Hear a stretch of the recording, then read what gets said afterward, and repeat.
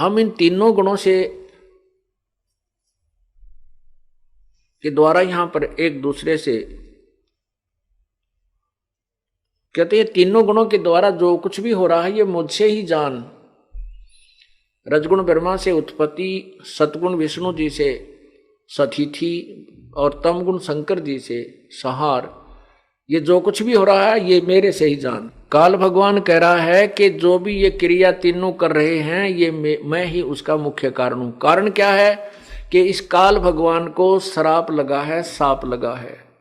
1,00,000 जीव प्रति मानव शरीरधारी प्राणियों का निताहार करने का और 1,25,000 की उत्पत्ति करने का। इसको श्राप समझो या इसको ये कोड लग गया जो इसने सतलोक में यह गलती की थी कि दुर्गा के साथ वहां इसने बदतमीजी की थी,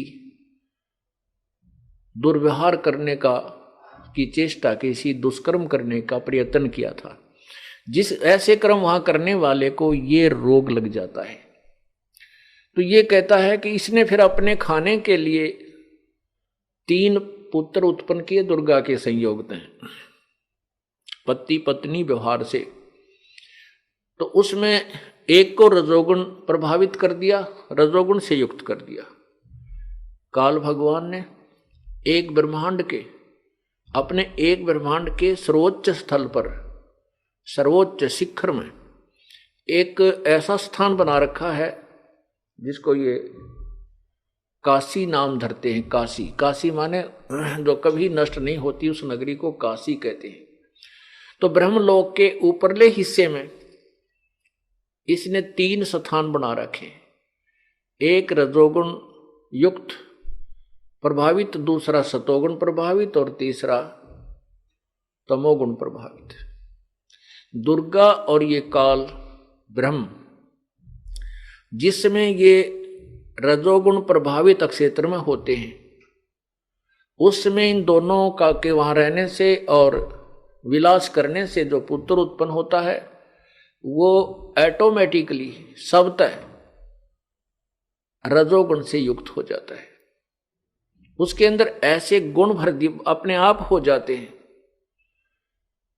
और जब ये दोनों सतोगुण प्रभावित क्षेत्र में होते हैं और वहां इनके संयोग से जो क्रिया से जो दोनों पुत्र उत्पन्न होता है वो अपने आप सतोगुण युक्त हो जाता है।